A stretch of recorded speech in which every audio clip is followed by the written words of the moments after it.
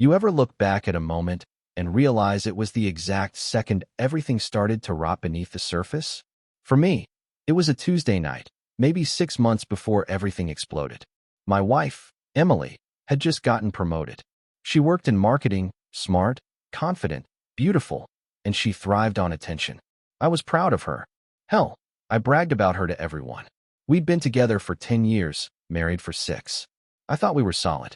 Sure, things weren't as exciting as in the early days, but we had history.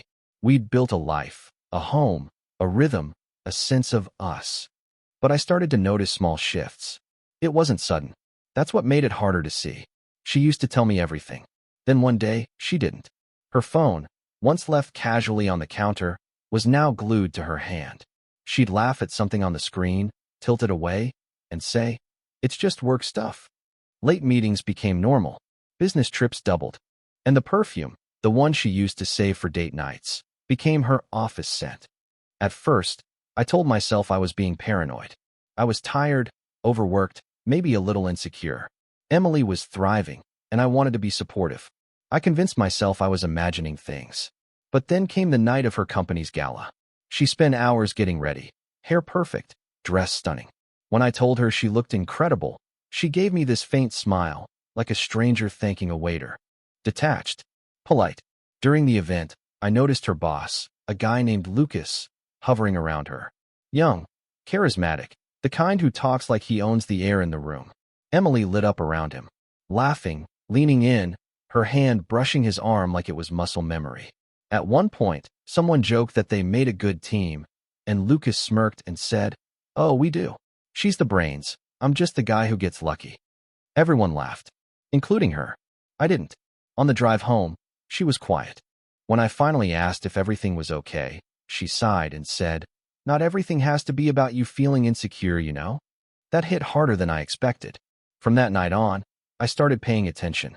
Really paying attention. A week later, I noticed a message pop up on her smartwatch while she was in the shower. Just a preview. Last night was worth it. I didn't open it. I couldn't. I just sat there, staring at those words like they were burning through my skull. When she came out, she smiled, kissed me, and asked if I wanted pancakes. Like nothing had happened. I told myself I'd wait, that I needed proof before I said anything. But deep down, I already knew. After that message, something in me shifted. I stopped being the trusting husband and quietly became the observer. Emily didn't notice the change. She was too caught up in her new career momentum, as she called it. Late nights turned into weekends at networking events, and every explanation was airtight, too airtight, like she'd practiced them in front of a mirror. At home, I played my role perfectly, smiled, cooked dinner, asked about her day. But I also started keeping notes, little things. Times, locations, excuses. It wasn't paranoia anymore. It was data. Then one night, while she was working late, her car's GPS pinged our shared account. She was at a restaurant downtown, the same one where we used to celebrate anniversaries. I drove there, not sure if I was ready for what I might find. I parked across the street, heart pounding so hard I could feel it in my jaw. Through the window, I saw her, laughing, her hand resting on his. Lucas. It was like watching a movie I didn't sign up for. The woman I loved, the woman I trusted, was glowing in a way I hadn't seen in years, but not for me. I didn't go in. I couldn't. I just sat there, frozen, until they stood up, hugged, and kissed. That moment killed something inside me. When she got home later, she smiled like nothing had happened. Said she was exhausted. I kissed her forehead, said, "You deserve a rest," and walked away before she could see the look on my face. The next morning, I called my friend David. He runs a private security firm. I told him everything. He didn't ask questions, didn't judge. Just said, "Give me a week."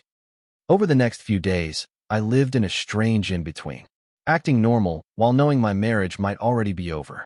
She'd hum in the kitchen, leave her phone face down, take conference calls in the car. I'd sit on the couch, pretending to read, wondering how long she thought she could hide it. Then, a week later, David called. "You need to see this in person," he said. We met in his office. He slid a manila folder across the table. Inside were photos, Emily and Lucas. Dinners, hotels, his hand on her lower back. In one, she was sitting across from him, laughing with a glass of wine in her hand. The caption David added below it said, March 12th. Same night, she told you she was at a client dinner. But what shattered me wasn't the pictures. It was the recording. David had captured one of their conversations at a bar. Her voice, light and casual, as she said, "I'm so far out of his league, it's embarrassing." She laughed, and he replied something I couldn't even hear, because my mind went blank after that line. My wife, the woman I gave everything to, calling me an embarrassment. I sat there, numb, replaying her voice again and again until I could barely breathe. That night, I didn't confront her. I waited, because by then, I wasn't just heartbroken, I was calm. And that kind of calm can be dangerous. It was Friday evening when I finally decided it was time. She came home late again, hair perfect, lipstick just slightly smudged. She smelled like that same perfume she always saved for nights out with him. "Rough day?" I asked, keeping my voice steady. She smiled faintly, dropped her purse on the counter, and said, "You have no idea." I watched her pour herself a glass of wine, scroll through her phone, pretending I didn't exist. For a moment, I wondered how long she'd been living this double life. How many nights she'd kissed me goodnight with his scent still on her. Then I said quietly, "Emily, who's Lucas to you?" Her hand froze mid-scroll. She looked up, eyes narrowing just slightly before she forced a laugh. "My boss. You've met him. Why?" I took my phone, opened the recording David had sent, and played it. Her voice filled the kitchen, smooth, confident, careless. "I'm so far out of his league, it's embarrassing." Then the laughter, hers and his. She went pale. "Where did you get that?" "Does it matter?" I said. "At least now your embarrassment's over." She blinked, confused. "What?" I looked her straight in the eyes. "Then your embarrassment is over," I repeated. "I'm done." Her lips parted, but no sound came out. For the first time in years, she didn't have a script. I walked past her, opened the door, and stepped outside. She called after me, once, then again, her voice cracking. But I didn't turn around. That was the last night I ever slept under the same roof as her. The next day, I was sitting in my office when my assistant buzzed me. "Sir, someone's on the phone for you," she said. "He sounds shaken." I picked up. It was Lucas. He hesitated before speaking, his voice trembling. "Sir, please." I didn't know who she was. I swear. For a long moment, I didn't say anything. I just listened to him fall apart on the other end of the line, every ounce of his arrogance gone. "Finally," I said, "you should have found out before you touched her." Then I hung up. I didn't feel triumphant. Not at first. Just hollow. Like everything that once defined my life had collapsed in silence. But underneath the grief, there was something else, peace. Because for the first time in years, I wasn't the fool. The silence after it all ended was the strangest part. No shouting, no slammed doors, no dramatic scenes, just quiet. I left her the house, most of the furniture, even the car. I didn't want reminders. I just wanted space to breathe again. For the first few days, I stayed in a hotel overlooking the city. The skyline used to remind me of everything I'd built. Now it felt like a map of every mistake I'd made. I couldn't eat, couldn't sleep. My phone buzzed constantly, messages from her, from mutual friends, from people who suddenly wanted to check in. I didn't answer any of them. Then came the headlines. See, Emily never really knew what I did behind the scenes. She thought I was just comfortable. She had no idea I was the founder of the company Lucas's firm had been desperately trying to impress for months. It was almost poetic. The same man she'd chosen over me, the one who thought sleeping with a married woman would have no consequences, had just found himself blacklisted overnight. Contracts pulled. Accounts closed. Reputation in ashes. I didn't have to say a word. The world handled it for me. 2 weeks later, she showed up at my office. Her eyes were red, hair messy, hands trembling. She wasn't wearing the confident smirk anymore, just exhaustion. "Can we talk?" she asked softly. I nodded, even though I didn't know her that. She sat across from me, staring at the floor. "I messed up," she whispered. "He told me he loved me, said we'd build something real. But after everything blew up, he just disappeared. Everyone's talking about it. The scandal, the calls, the emails. I lost my job." I watched her break. The same woman who once looked down at me was now sitting in front of me, hollowed out by her own choices. "I never meant to hurt you," she said. You wanted more. I finished for her. And now you know what that costs." She wiped her eyes and stood up. "Are you happy now?" I thought about that for a long second. "No," I said quietly. but I'm free. That night, for the first time in months, I slept without waking up in a panic. It wasn't joy. It wasn't revenge. It was release. And that was enough. Freedom sounds noble, but in the beginning, it felt empty. You don't realize how much of your daily life is built around someone until they're gone. The small things hit hardest. The coffee mug she always used, her laughter from another room, her toothbrush still in the holder the day I left. But slowly, the silence started to feel different. Not like absence, like peace. I threw myself into work. I'd built my company from nothing, long before Emily came along, but I'd let it run on autopilot for too long. Now, for the first time in years, I was fully there again. Mind sharp, focus brutal. And people noticed. Old investors called. Partners wanted meetings. Deals that had been dormant reignited. It was strange how easily success came back once the noise was gone. Still, part of me wrestled with what had happened. Not the betrayal itself. I'd made peace with that. But the idea that I'd spent years loving someone who'd never really seen me. She'd loved the version of me she thought she could control. And when that illusion cracked, she replaced me with the first man who reflected her ambition back at her. A few months later, I got an email. Subject line, "Please, just 5 minutes." It was from Emily. She asked to meet. Not to reconcile, she said, but to apologize properly. Against my better judgment, I agreed. Curiosity, maybe. Closure. We met at a quiet cafe. She looked smaller somehow. Not physically, just diminished. The confidence that once filled the room before she even entered was gone.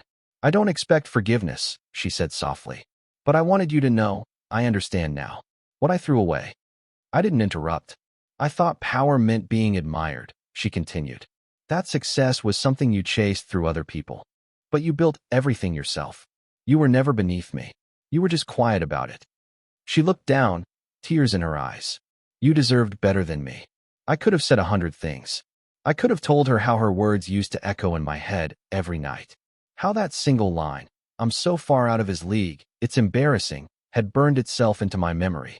But instead, I just said, "I hope you find peace too." She nodded, and for the first time since it all began, there was no bitterness between us. Just finality. That night, I went home, poured myself a drink, and stood by the window. The city lights reflected off the glass. The same city where she'd betrayed me, where I'd rebuilt everything. And I realized something simple but powerful. I hadn't lost her. She'd lost me, and I was finally okay with that.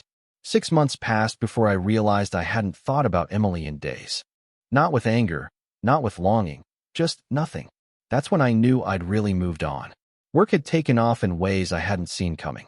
After Lucas's firm imploded, a wave of clients came my way, and I found myself rebuilding my company with a focus sharper than ever. It wasn't about proving anything anymore.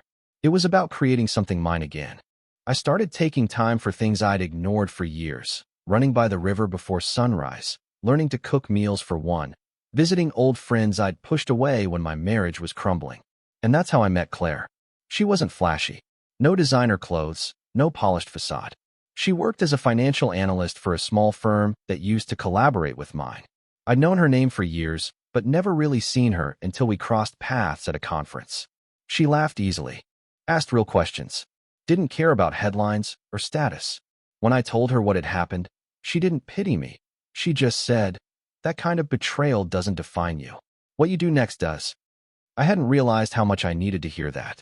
Around that same time, something unexpected happened. I got a call from a journalist, one who'd been following the fallout from Lucas's scandal. Apparently, his company's collapse had snowballed. Lawsuits, investigations, even whispers of fraud. And then came the question I didn't expect. "Did you know your ex-wife was listed in some of his consulting documents? Her signature appears on several transfers." I froze. I didn't say much on the call, just listened, but the implications were clear. Emily had been part of something shady, whether she realized it or not. A week later, I received an envelope. No return address. Inside was a short letter and a photo. The letter said, "I'm leaving town for a while. You were right. I wanted too much, too fast. If you ever think of me again, I hope it's as the woman who finally learned humility." The photo was of her, standing outside what looked like a small art gallery in a coastal town. No makeup, no designer dress. Just Emily, looking human again.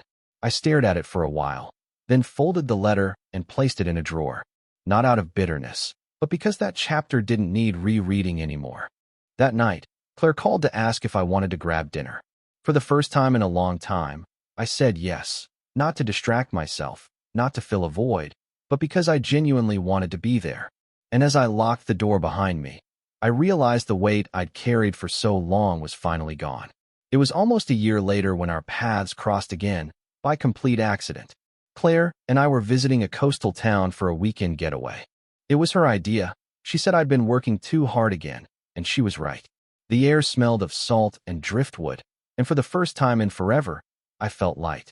We were walking past a row of small shops when I heard a familiar voice behind me. It was faint, hesitant, but unmistakable. Daniel. I turned. Emily stood there, holding a box of framed prints. Her hair was shorter, sun-lightened. She looked older, but not in a bad way, just real. There was no trace of the polished, ambitious woman who used to measure her worth by how others saw her. For a second, neither of us spoke. Then she smiled softly. I thought you'd never come to this town again, she said. I didn't know you were here, I replied. She nodded. I help out at a gallery now.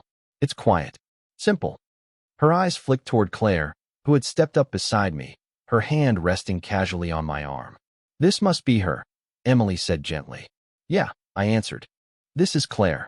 Claire smiled, polite but firm. Nice to meet you. Emily nodded again. She suits you, she said, her voice calm, maybe even proud. You look happy. I am, I told her. She swallowed hard, blinked a few times, and then, with a small, tired laugh, said, Good. You deserve that. There was no tension, no bitterness, just quiet understanding. The kind that only comes when all debts between two people are finally paid. We said our goodbyes, and as I walked away, I didn't look back. Not because I was angry, but because I didn't need to anymore. That night, sitting by the window of our small hotel room, I watched the waves crash against the rocks and thought about how strange life is. A year ago, I was broken, humiliated, betrayed, convinced I'd lost everything. Now, I was someone new. Not rebuilt, but reborn. Pain had stripped away what didn't matter. What remained was peace, focus, and something even stronger, clarity. The next morning, as Claire and I packed up to leave, I caught my reflection in the mirror. And for the first time in a long time, I recognized the man looking back at me. Sometimes, when people ask me how I moved on, I tell them the truth. I didn't. Not right away. I didn't get over it. I went through it. There's no clean break when the person you built your life around becomes a stranger overnight. You grieve like someone died, because, in a way, they did. The version of them you loved, the one you believed in, is gone. But if there's one thing I learned, it's that pain can be the most honest teacher you'll ever have. For a long time, I thought love meant sacrifice, that you hold on through everything, misunderstandings, distance, even disrespect, because that's what strong couples do. I was wrong. Love without respect is just dependence in disguise. Emily didn't ruin me. She revealed me. She forced me to look at the parts of myself I'd ignored. The silence, the patience, the blind loyalty that let her walk over me without consequence. And once I saw it, I couldn't unsee it. That's when real healing started. Not when I forgave her, but when I forgave myself for staying too long. Now, when I wake up, I don't feel the ache of loss anymore. I feel gratitude, not for what happened, but for what it taught me. I learned that peace isn't found in revenge or payback. It's in reclaiming your self-worth, your boundaries, your sense of direction. Because when you know who you are, no one's words, not even, I'm so far out of his league, it's embarrassing, can touch you anymore. If you're reading this and you've been where I was, betrayed, humiliated, broken, remember this. You won't heal overnight. You'll have days when it still hurts, when you replay every detail and wonder what you could have done differently. But one day, without realizing it, you'll wake up and feel lighter. You'll look back and see not a story of loss, but of survival. And you'll smile, not because you won, but because you're finally free.